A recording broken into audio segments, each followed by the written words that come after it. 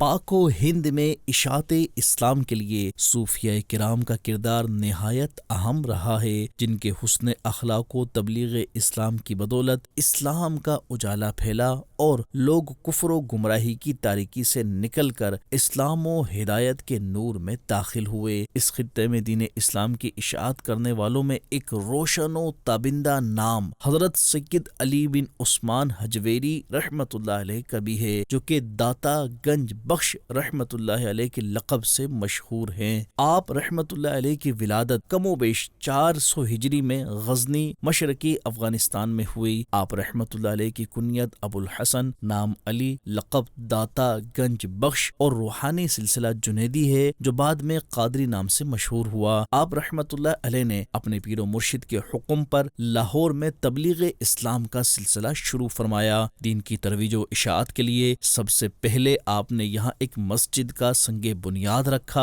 اور علم و عرفان کا نور پھیلانے کے لیے درس و تدریس کا آغاز فرمایا۔ آپ دن رات قرآن پاک و حدیث شریف کا درس دیتے، لوگوں کے روزمرہ پیش آنے والے مسائل کا حل ارشاد فرماتے۔ آپ کے حسن اخلاق، شرافت اور اخلاص سے متاثر ہو کر غیر مسلم جوک در جوک حلقہ بگوش اسلام ہونے لگے۔ آپ نے قریباً 9 کتب تصنیف فرمائی، جن میں کشف المحجوب جیسی شاہکار کتاب بھی شامل ہے۔ حضرت خواجہ غریب نواز رحمت اللہ علیہ روحانی فیض کے حصول کے لیے داتا گنج بخش رحمت اللہ علیہ کے مزار شریف پر ایک عرصے تک مقیم رہے۔ وقت رخصت والہانہ انداز میں فرمایا: گنج بخش فیض عالم مظہر نور خدا، ناقصارا پیر کامل کاملا را رہنما۔ اس کے بعد خلق خدا آپ کو گنج بخش کے لقب سے پکارنے لگی۔ آپ رحمت اللہ علیہ کا وصال اکثر مورخین کے نزدیک